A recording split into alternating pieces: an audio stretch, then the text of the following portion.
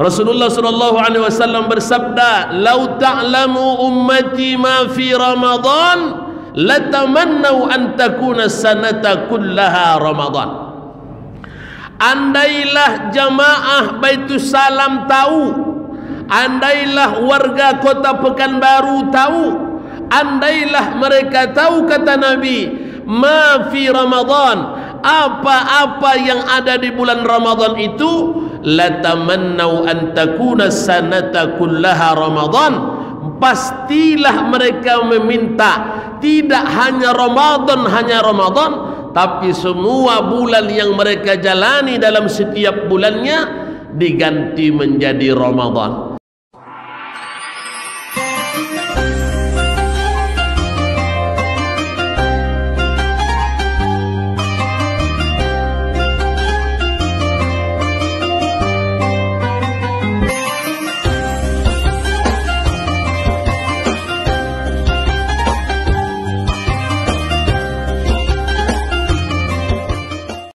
Bismillahirrahmanirrahim. Assalamualaikum warahmatullahi wabarakatuh.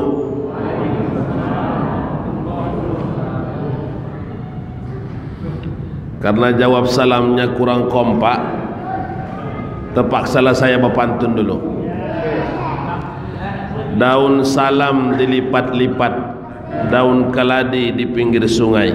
Karena jawab salamnya tak begitu kompak, terpaksalah kita ulangi sekali lagi.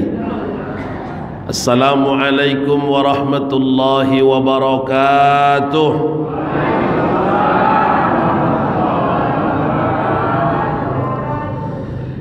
Alhamdulillahilladzi ja'ala syahra Sya'ban syahral mubarak wa ja'ala syahra Ramadan syahral maghfirah.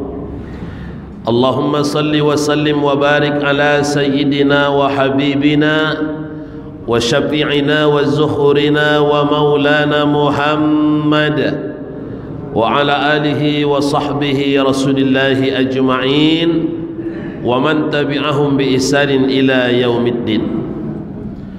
Segala puji hanya milik Allah yang menciptakan langit bumi beserta apa yang ada di antara keduanya. Segala keagungan hanya milik Allah yang mengatur segala apa yang ada di langit, segala apa yang ada di bumi.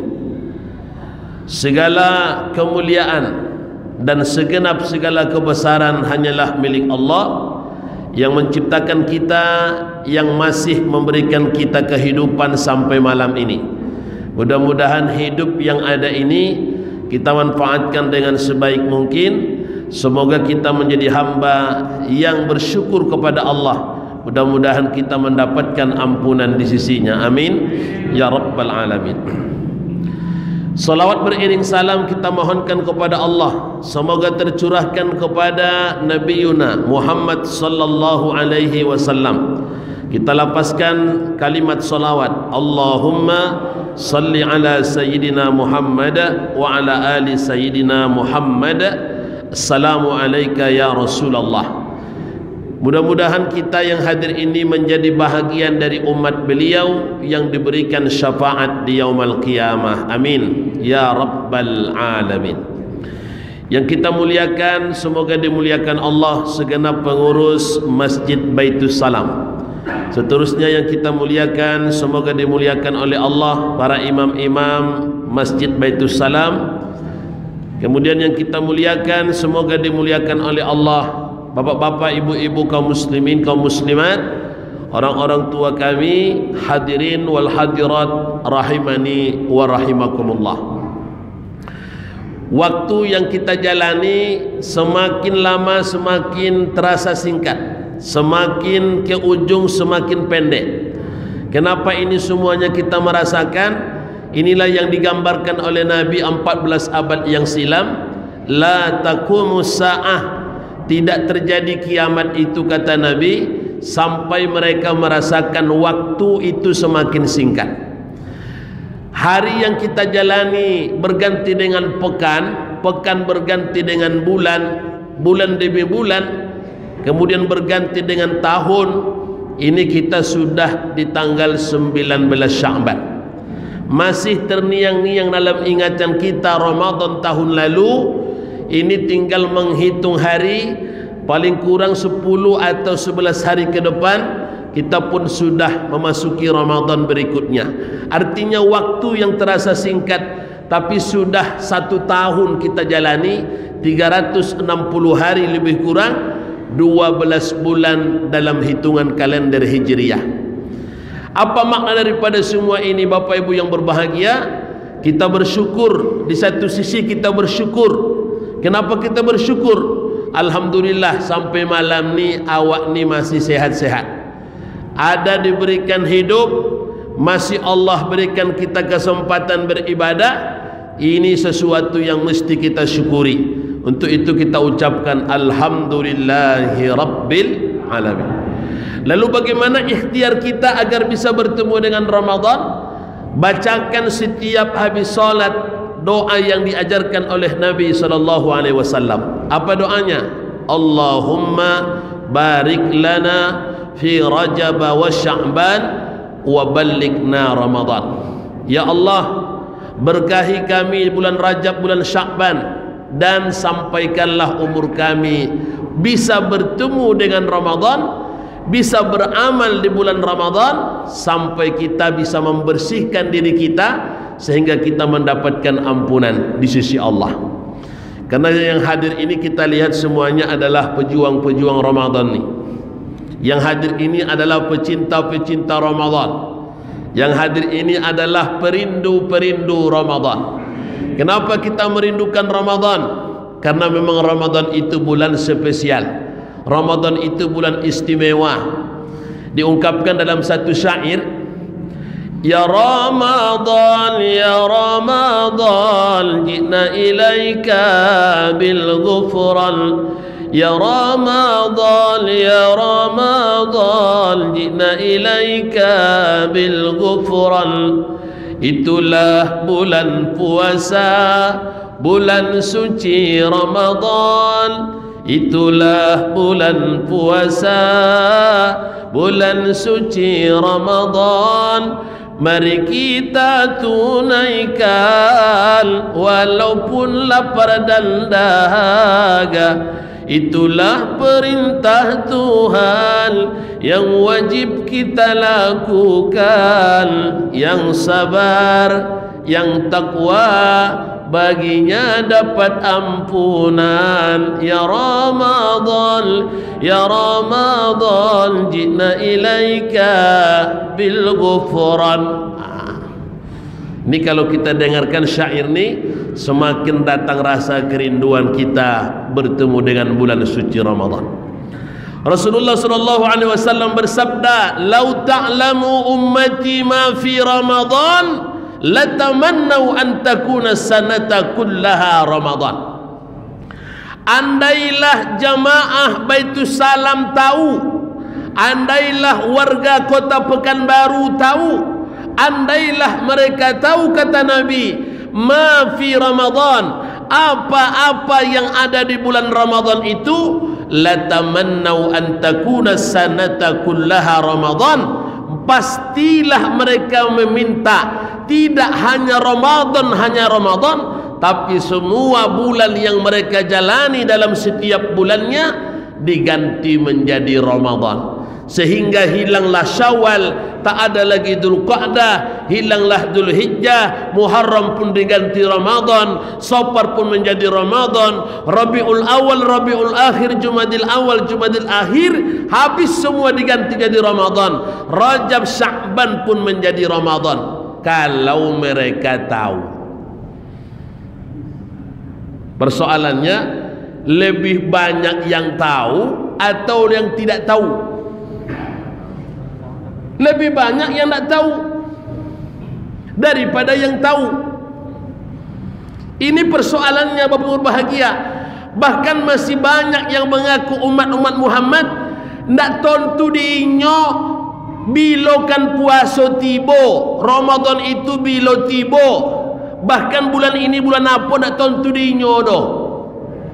Tapi mengaku-ngaku umat Nabi Muhammad sallallahu alaihi wasallam.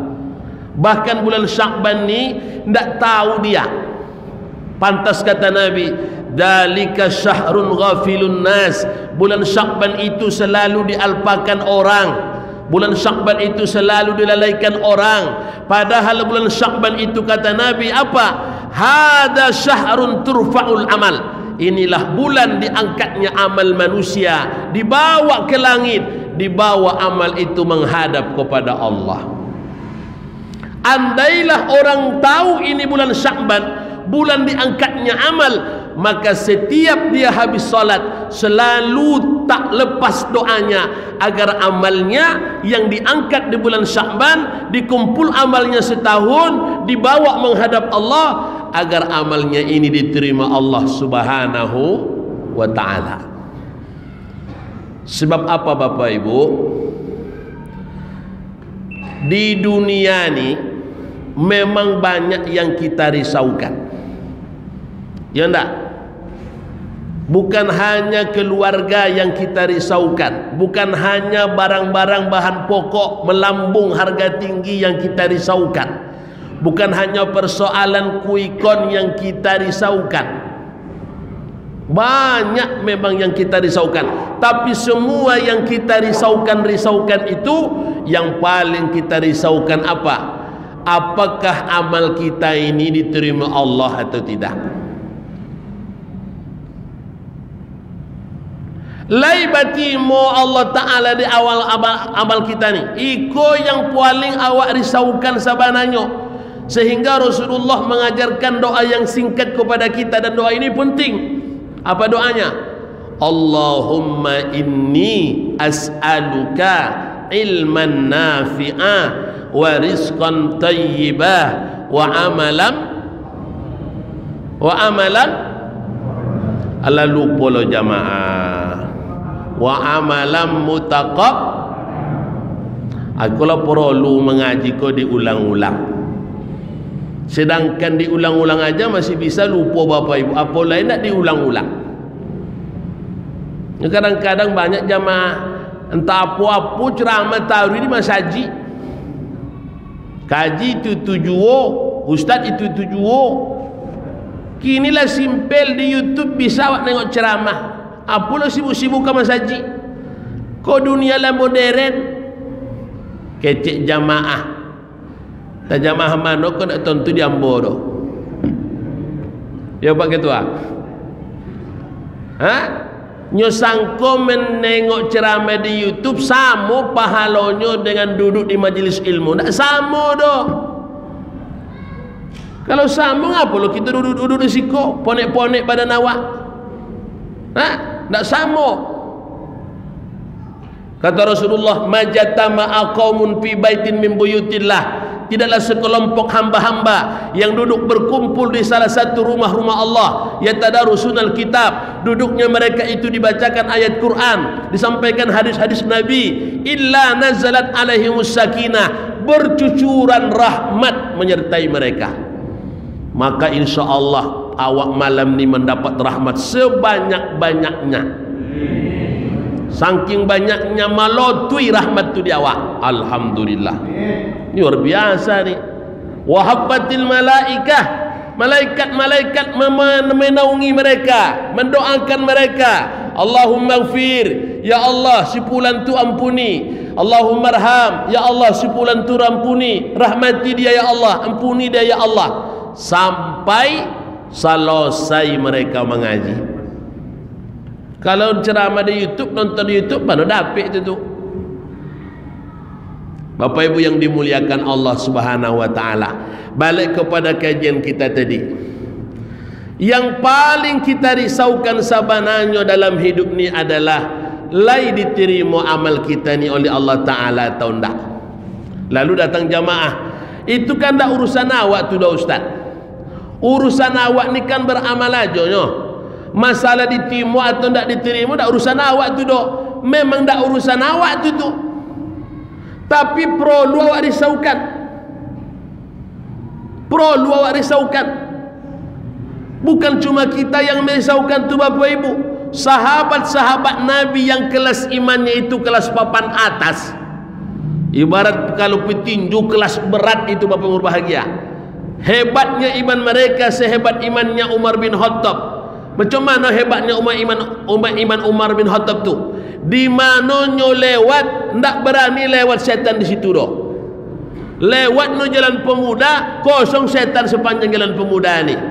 Lewat dia di jalan Arengka tu, kosong setan sepanjang jalan Arengka tu. Itu hebatnya Umar bin Khattab tu. Tak sama juga awak dah. Kalau awak ni di mana awak lewat, nanti situlah sarang-sarang setan tu. Sekelas Umar bin Khattab imannya berbahagia, siapa yang bisa menandingi? Abu Bakar Siddiq radhiyallahu anhu, setiap dia membaca Quran maka tercium aroma napasnya seperti barang yang dibakar. Begitu khawatirnya dia dengan neraka itu. Awak kadang-kadang orang membaca Quran ngantuk-ngantuk mantu awak. Sekelas iman mereka Bapak Ibu, risau jua mereka.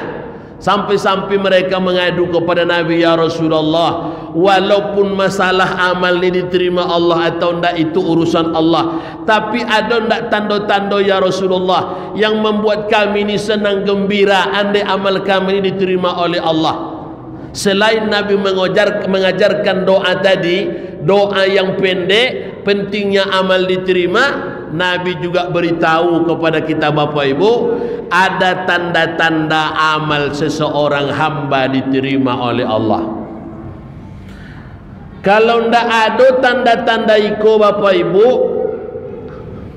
berarti ragu total kita ni. Ada tanda-tanda, sekian tanda-tanda yang disampaikan Nabi. Ciek pun tidak ada tanda-tanda itu doh.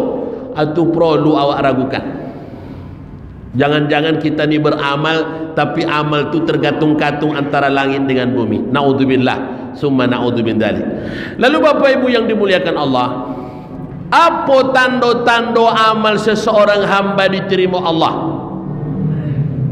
Jamaah perhatikan baik-baik ceramahnya, supaya kita ni terobati kerisauan dan kegelisahan kita ni. Apa tanda-tandanya? Yang pertama kata Nabi, apabila Allah hendak menerima amal seorang hambanya, maka Allah akan mengabulkan doanya. Jadi tanda amal pertama diterima, doanya terkabul. Ibu-ibu, bu, banyak yang puasa tadi. Mana tahu ibu puasa Syakban tadi kan? Puasa Syakban ni kan tak menengok hari kita. Karena Nabi pernah sebulan penuh puasa Syakban, hadis dari riwayat Aisyah. Jadi kalau puasa Syakban tu jangan menengok hari.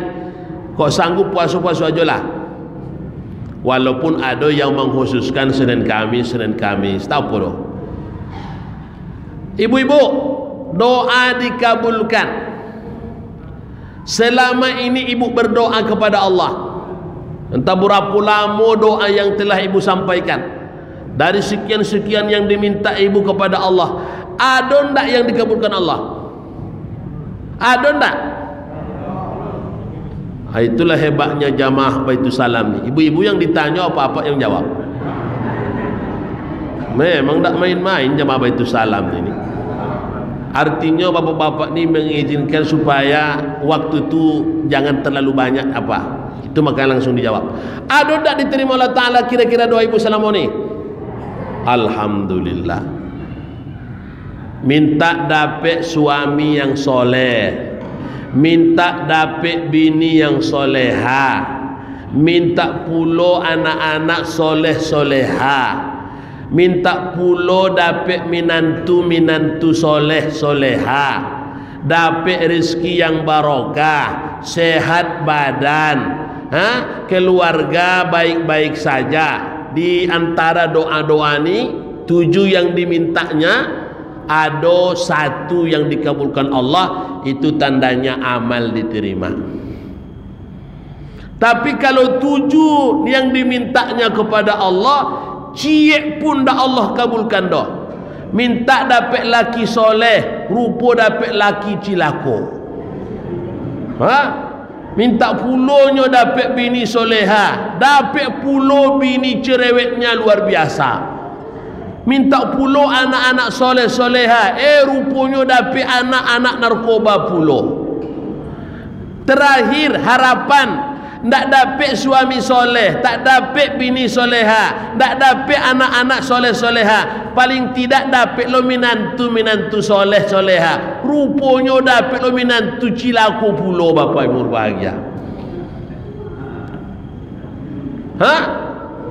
tak ada yang salah saya yang diminta jodoh, cie pun Allah kabulkan. Itu perlu awak risaukan. Bapak Ibu yang dimuliakan Allah, mana dalilnya bahawa amal kita diterima Allah ketika doa dikabulkan? Mana dalilnya? Karena sekarang jamaah ini sudah mulai cerdas-cerdas, asal-asal sikit dalil, asal sikit dalil. Kita pakai dalil.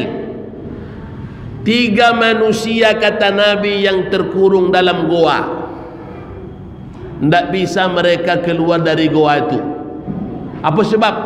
Mulut goa itu tertutup, ditimpa batu yang jatuh dari atas. Akhirnya mereka tak bisa kemana-mana. Dicari jalan, tak dapat. Singkat ceritanya, tak bisa mereka keluar. Lalu apa mereka buat? Mereka hanya bertawakal, berserah diri hanya kepada Allah lewat doa mereka. 3 manusia, yang satu berdoa, ya Allah, dulu aku bekerja menjual susu di pasar, susu yang diperas, lalu kemudian dia jual ke pasar. Itulah kerjanya sehari-hari. Sebelum susu ini ku jual ke pasar, ya Allah, maka ku bawa dulu ini susu ini ke rumah orang tuaku, sehingga mereka minum dulu susu yang ku peras ini. Setelah mereka minum, barulah aku jual ke pasar. Tak pernah dia menjual susu ni duluan ke pasar kalau ayah jo amaknya olun meminum susu tu. Begitulah inyo memuliakan orang tua, Bapak Ibu. Begitulah inyo menghormati, berbuat baik ke orang tua. Andai itu amalku yang engkau terima di sisimu, ya Allah, maka aku bermohon, bukakanlah pintu goa ini untuk kami. Apa yang terjadi? Bergeser pintu goa itu, Pak. Mustajab doanya, Pak. Bergeser pintu goa itu. Tapi mereka belum bisa keluar. Hebat tak? Amal seorang anak ke orang tua diterima Allah. Hanya dia bekerja menjual susu yang diperas ke pasar, tapi dipersilahkannya dulu amak jo ayahnya yang pertama kali meminumnya. Itu hebatnya anak-anak dulu, Bapak Ibu. Tak macam anak-anak kini doh. Anak-anak kini mana kue-kue nak laku di pasar, itulah yang kasih ke amaknya. Mana yang tak laku daripada busuk mak keciknya, daripada tabuang yang sudah tak layak lagi dimakan sabananya, itulah yang diantarnya ke rumah orang tuanya. Bangga puluhnya itu. Itulah model-model anak sekarang, Pak. Orang dulu tak begitu. Orang dulu kalau orang tuanya datang ke rumah, Pak, dari kampung, dibuatkan tu masakan enak-enak, bahkan ditanyakan apa selera amak, apa selera ayah, ditanyakan. Tak usah Bapak Ibu tanyakan ada piti tahu tak, piti itu nomor 8. Tak ada piti, Pak. Selera orang tua tinggi puluh, mintanya randang ayam. Awak ni jangankan rendang ayam, rendang ikan pun tak ada doh. Apa caranya? Cari akal, macam mana bisa membuat ayam ni direndang, dimasak, menjadi makanan kesukaan orang tua. Kalau perlu berutang, tapi bayar. Oh banyak lo berutang, nak dibayar, dibayar utang tu. Berutang pandai nyombayun tak? Itu orang dulu, Pak. Dibawa orang tua jalan-jalan, disonangkan hatinya. Maka dulu orang tua tu lama-lama di rumah anak, 2 bulan, 3 bulan, 4 bulan, bahkan ada yang setahun, Pak. Tak macam orang tua kini doh, sehari 2 hari lah mulai sakit kakinya di rumah itu. Akhirnya hari ketiga, nak besok amak pulang le, sawah banyak yang tak terurus di kampung nak. Itu alasan orang tuanya sebenarnya itu. Ngapa ndak betanya di rumah itu? Galak-galak di rumah itu. Bininya galak, lakinya Fir'aun pula. Tak betah orang tua di rumah. Macam mana mau betah? Orang tua di kampung tu Pak, Bapak Ibu, mereka jam 6 paling lambat itulah makan, jam 6 pagi. Jam 4 lah bangunnya. Solat tahajud 2 rakaat atau 4 rakaat. Langsung subuh. Habis subuh tu baca Qurannya, berzikirnya. Habis tu jam 6 lah sarapannya. Tiba di rumah awak jam 10 alun ada yang dimakan leh.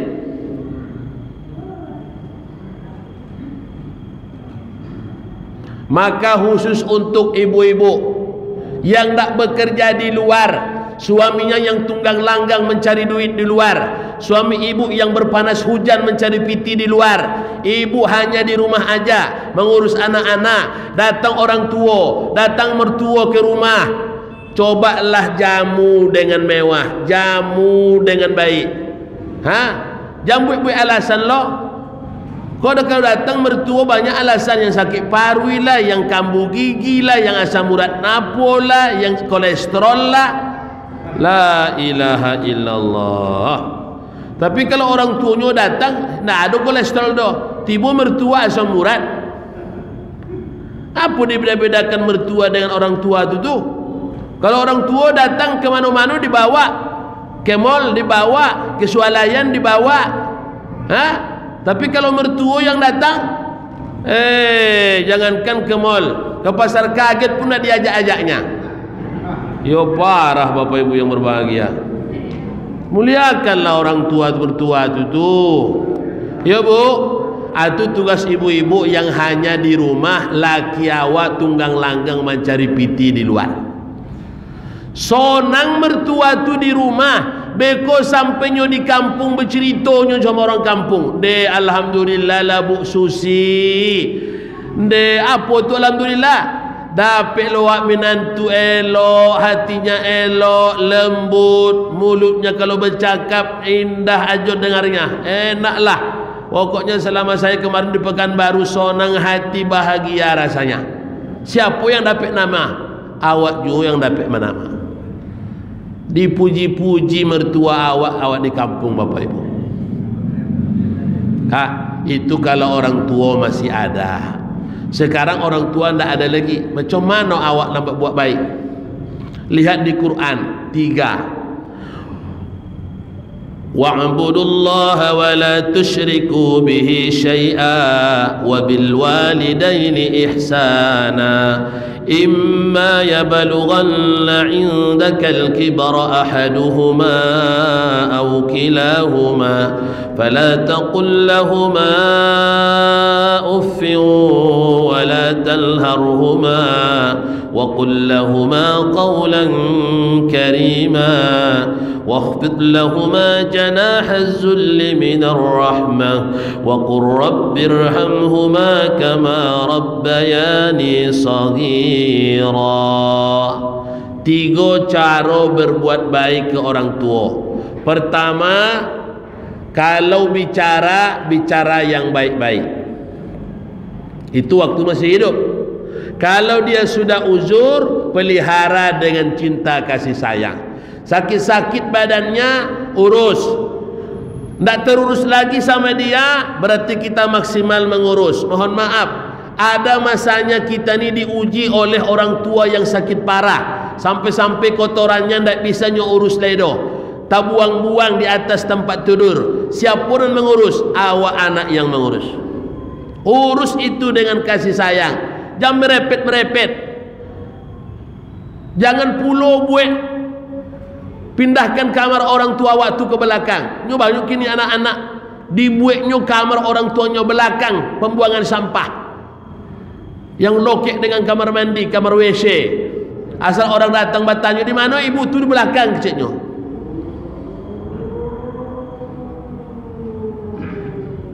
Banyak Pak. Dinding dibuatnya kamar amak itu 1x2. Tahu dindingnya? Dinding itu papan-papan seberen itu dindingnya. Atapnya mano kain-kain, mano seng-sengnya lapuk-lapuk, itulah atapnya. Lantainya tanah. Banyak. Asal ngomong kasar, Ini kita nih hati-hati Bapak Ibu. Itu yang masih ada orang tuanya atau mertuanya. Ujian terberat bagi seorang anak itu adalah di situ. Kalau ama awak sehat, pitinya banyak, apa ujiannya? Ada ujian dong. Apa ujian kawak? Orang tua awak sehat, pitinya banyak, apa ujian? Tapi coba orang tua awak sakitnya lah parah, pitinya ndak ada, itu ujian. Disitulah menguji anak ni soleh atau ndak soleha. Banyak mencampak-campak aja Pak, sambil dia bersihkan kotoran orang tua itu, sambil emosi Pak, sambil emosi. Amak kau buat kerojo aja, buat masalah. Lama sakit, bau bek, nak sembuh mati, nak mau puluk. Itu Pak. Tapi nak zaman siko dah.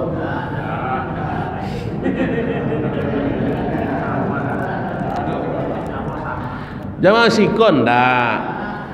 Maksudnya Pak Ustaz dah jauh beda.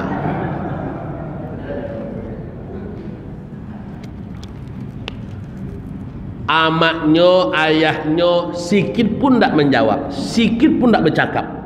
Tapi Bapak Ibu tahu, dalam hatinya dia berkata-kata, "Nak, tidakkah ingat 40 tahun yang lalu? Tidak kau ingat nak 50 tahun lalu? Berapa kali engkau membuang kotoranmu di atas tempat tidur? Tak kenal mana pagi, mana siang, mana malam, mana jam 2 malam, mana jam 3 malam. Tak kenal berapa kali amak menggantikan pipismu, kotoranmu. Berapa lama itu nak? Tak kau ingat dulu itu nak?" Bercakap-cakap dalam hatinya. Allahu Akbar. Ingat masa lalu. Bahkan saat kita ni, mohon maaf, pipis kita buang air besar, kita berak kita di tempat tidur tu, aduh ibu marah. Sonang hatinya sambil golak, sambil ketawa-ketawa dia dimanja-manjanya. Anak bunda pipis lagi, anak bunda ni. Habis pipis tu Pak, keluar pula beraknya. Anak bunda berak lagi. Masya Allah. Bahkan dicium-ciumnya, mohon maaf, dicium-ciumnya pulau awak tu. Allah. Kenapa ketika dia sakit kasar-kasar bahasa? Kenapa ketika dia sakit kita tidak perhatikan? Berapa kali dia berteriak-teriak ketika tengah malam meminta anaknya, tapi anaknya cuek-cuek saja. Lalu untuk apa solat? Solat itu kalau hanya sebatas lahir, mohon maaf. Bapak Ibu kalau mengaji tasawuf di Baitul Salam kan, tu ada tadi saya baca di situ kajian tasawuf. Kalau kaji nak tanggung-tanggung ya Baitul Salam ini. Tapi kalau model itu ke orang tua, ke mertua, Bapak Ibu yang dimuliakan Allah. Baik, ikut agak lama masalah orang tua ni. Ya, Bu, masih ada orang tua? Tak lah dah. Mertua? Tapi yang menjawab satu orang aja.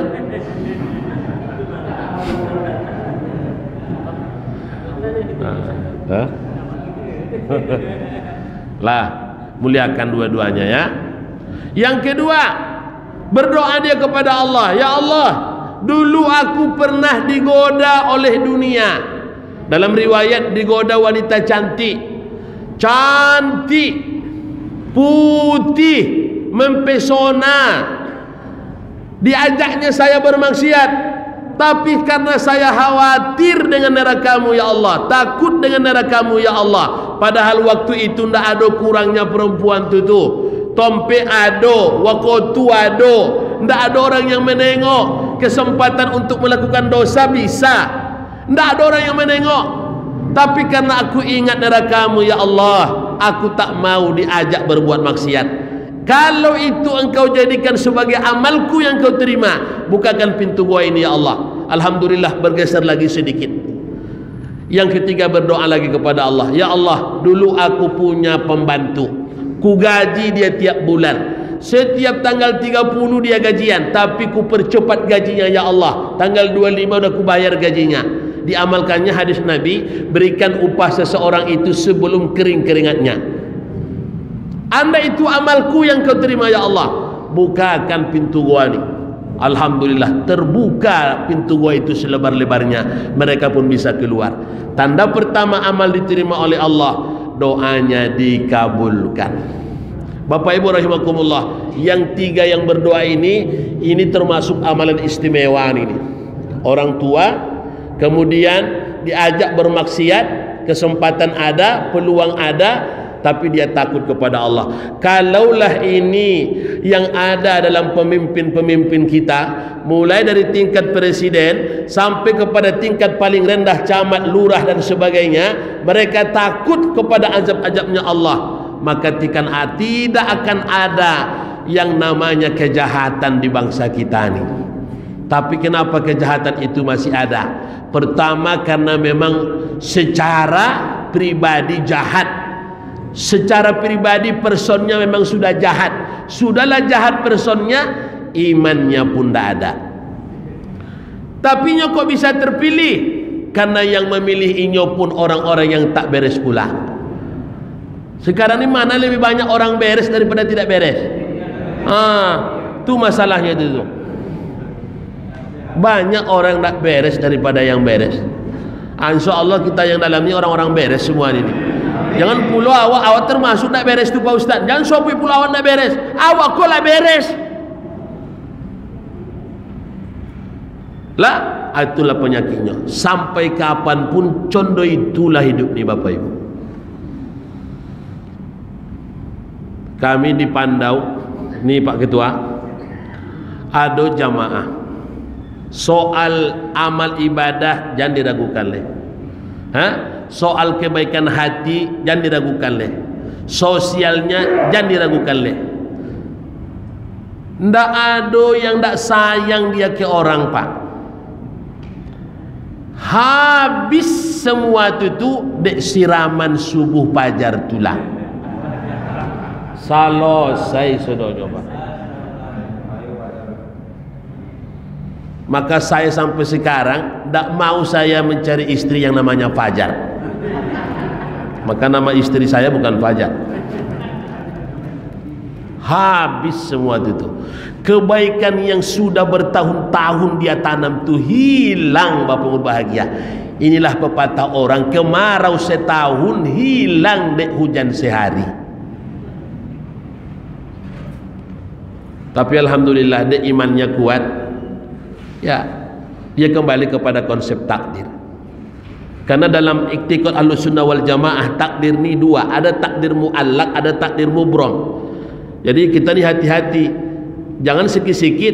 Udahlah Pak, itu sudah takdir itu. Takdir yang mana? Itulah Bapak berbahagia. Begitulah kondisi umat kita hari ini. Bahkan nih Bapak berbahagia, di tompeknya sendiri, siapa nan sakit di situ ke inyo mengadu. Siapa yang tak tabayu SPP anaknya ke inyo mengadu. Siapa yang tak dapat karojo anaknya ke inyo mengadu. Surat-surat yang tak selesai inyo juo yang mengurus. Itu pun hilang Bapak Ibu dek siraman jam 6.30 itu tuh. Astagfirullah, memang jahat manusia ini. Astagfirullah. Tidak lo banyak-banyak. Kalau 10 juta dia lagi orang dah apa doh. Bisa puluh beli tanah kan. Ko 1.000 lo. Awak merokok lo, beli rokok sebungki lah 35.000. Ngapa ustaz tentu harga rokok? Ambo merokok. Nah, ndak ada keberkahan itu doh, Pak. Itulah akhirnya orang-orang yang kita anggap baik, itulah keadaan kita sekarang. Jadi pelan-pelan Bapak Ibu, mulailah itu kita ini. Naudzubillah min dzalik. Baik. Kemudian yang kedua, apa tanda amal seseorang diterima Allah Subhanahu wa taala? Kata Rasulullah sallallahu alaihi wasallam, Allah kuatkan hatinya untuk mengamalkan amalan itu. Salat 5 waktu dijaga betul sama dia, dikuatkan Allah hatinya untuk melakukan solat ni, sehingga jangankan waktu sehat, sakit pun inyo ndak akan tinggalnya solat 5 waktu tu dah.